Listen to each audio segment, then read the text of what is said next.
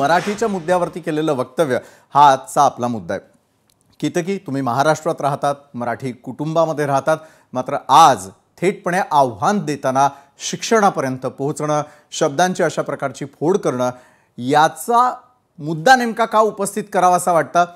बरं, दुसरीकडे तुम्ही आणखी एक मुद्दा उपस्थित केलेला आहे की मराठीमध्ये बोललं तर मात्र मराठीला भोकं पडतात का, मराठीत का बोलू नये, यावरती तुमचा नेमका आक्षेप कशासाठी हे कळू शकेल का? केतकी, मी जसं माझ्या YouTube व्हिडिओमध्ये ऑलरेडी बोललेले आहे, जो 1.5 तासाचा व्हिडिओ आहे, त्यात मी ऑलरेडी बोलले होते की हे जे काय जाऊन मारतायत लोकांना, डिलिव्हरी बॉयजना पैसे दिले जात नाहीयेत, जो काय दहशतवाद किंवा दादागिरी, गुंडागिरी जी काय चालू आहे, त्याला माझा आक्षेप त्याविषयी आहे।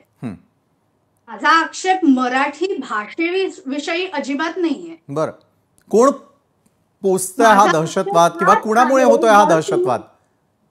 काय काय काय हा दहशतवाद नेमका कुणाकडे, म्हणजे इशारा कुणाकडे तुमचा?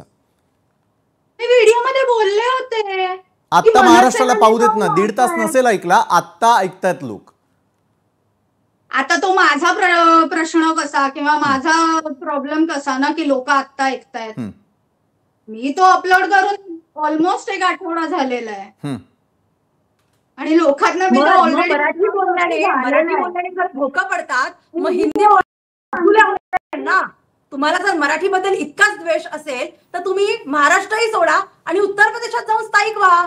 मराठीवरती बोलण्याचा तुमचा संबंधच येते, कारण तुमचं मराठीसाठी, महाराष्ट्रासाठी काहीच योगदान नाहीये। तुम्ही अभिनेत्री आहात, तुम्ही एक कुठली तरी एक काही काळापूर्वी, वर्षांपूर्वी सिरियल केली, तेवढ्या पुरतच तुमचं जो काय आहे तो आवाका आहे, याच्यापेक्षा तुमचा जास्त मोठा आवाका नाहीये।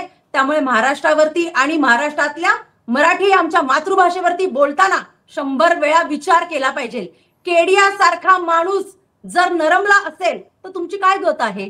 केड्याने स्वतः माफी मागितली की हो आमचं चुकलं, आम्ही मराठी भाषा शिकू, आम्हाला येत नाही, आम्ही शिकू।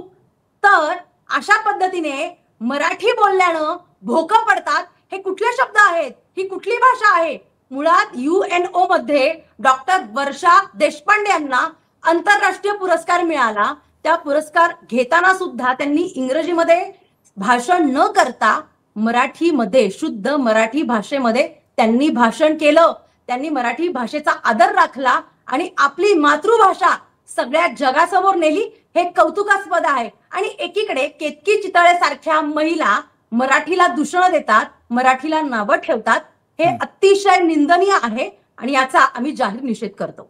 बरं, तुम्ही निषेध व्यक्त करताय आणि दुसरीकडे माफी मागावी असं म्हणताय, केतकी चितळे माफी मागणार नाही? आय थिंक हा इंटरव्ह्यू किंवा डिबेट चालू नाहीये। I think she is trying to vent out her own frustration. So Marathi बोल, मराठी बोल, आम्हाला मराठीत ऐकायचं आहे, आम्हाला इंग्रजी ऐकायचं नाहीये, प्लीज कृपया करून। प्लीज हा इंग्रजी महाराष्ट्रात जन्मलेलो आहोत, आम्हाला मराठीच कळते। बरं केतकी, मात्र या मुद्द्यावरून आता वातावरण तापलेलं असताना यापूर्वी देखील राजकारण आणि